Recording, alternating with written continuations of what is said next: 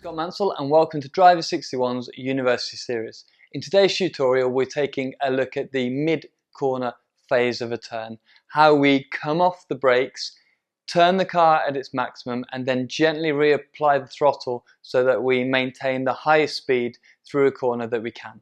So what exactly is the mid-corner phase of a turn?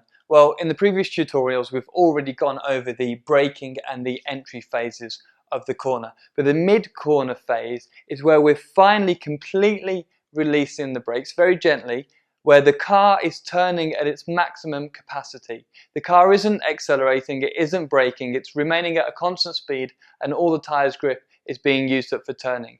And later in the mid-corner phase it's where we begin very gently to get back on the accelerator pedal.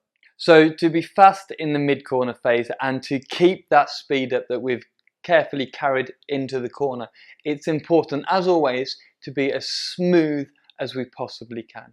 Now the reason that we need to be as smooth as we possibly can is so that we transfer the car's weight as little as possible. As we've spoken about in previous tutorials, the bigger the weight transfer of a car, the lower the overall grip is of that car. If you have a lower grip level, then that means that you can't carry quite as much speed through the corner. Now if you take a look at this diagram below, you can see the red line shows brake pressure, where we're getting on the brakes very hard in a straight line, which would be this area here on the circuit diagram. Then we're coming off the brakes, gently easing off the brakes, we're trail braking as we turn into the corner. Then we are coming completely off the brakes before we then gently engage the accelerator. And today this is the area that we're talking about. It's the transition from the brake pedal back onto the accelerator, and it really needs to be as smooth as possible so that we can carry as much speed in that mid-corner phase as we can. So as you can see here, we're trail braking into the corner with this section on the brakes, but this last tiny bit is a very gentle bleed off the brakes. And when we say bleed off the brakes, the pressure is so light. With my drivers, when I'm trying to coach them on how gentle and finesse they need to be, I just touch their arm like this and it's really the slightest pressure. We're not using the brakes at this point to slow the car, we're using the brakes to gently bring the nose of the car up as smooth as we possibly can. If we bring the nose of the car up as smooth as we can, then we get the minimum amount of weight transfer that we can do, and we can carry that speed into the corner. And it's the same with the accelerator. When we get back on the throttle, at least for the first part, it wants to be so smooth. So we're gently accelerating up to 10 or 20% of the throttle, but really gentle. If you can feel any of this movement in the car, then you've done it too hard.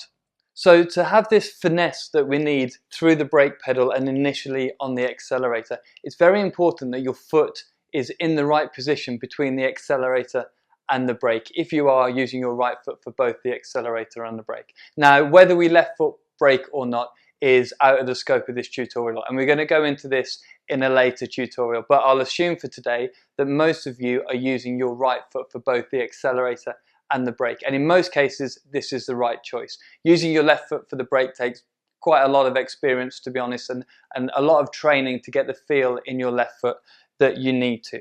Now I didn't think explaining the positioning of your foot on the pedals was necessary until actually a few months ago, when one of my radical drivers showed me what he was actually doing to transition from the accelerator to the brake. And he was flat out on the accelerator, for example, coming up to a corner, completely removing his foot from the pedal and then going straight back down again on the brake pedal. He wasn't anchoring his heel on the floor of the car. Now, the problem with this is when he comes off the accelerator to then get on the brake pedal, and the same the other way around, the movement is way too big. And in this middle section where you're coming completely off the pedal to then get on the brakes, or off the brakes onto the accelerator pedal, there's a loss of control because the movement is so big. So as you can see by this diagram on my left hand side, the right foot here, the accelerator and the brake, it needs to be, the heel of the foot needs to be anchored on the floor of the car, ideally against a heel rest. This way you can pivot your foot from the accelerator to the brake and back to the accelerator again. And just having this anchor point on the floor of the car gives you so much more control and so much more finesse that we need in this phase where we're trying to transition off the brakes and back onto the accelerator as smooth as possible. Now, with this driver that was having the problem with the brake pedal and coming off the accelerator, I just got him to sit in the car in between the sessions and just physically go from the accelerator to the brake, from the brake to the accelerator, and try and replicate what he was actually doing, or the right way of what he should be doing on the circuit. And this is the same for you guys. Just next time you get in the car, or each time before you go on the track, make sure that your foot is physically going through the right motion between the accelerator and the brake pedal. Now, to try and train yourselves to have as much finesse in this phase as possible, because it is very difficult, you should practice in your road car. Now, when it's safe to do so, when you're coming off the brake pedal, try to do it as smoothly as possible. And then when you get back on the accelerator, again, try and do it as smoothly as possible so we don't feel a jerk in the car, so we don't feel the front of the car pop up when you come off the brakes, and so we don't feel a kick in the back of your head when you get back on the accelerator.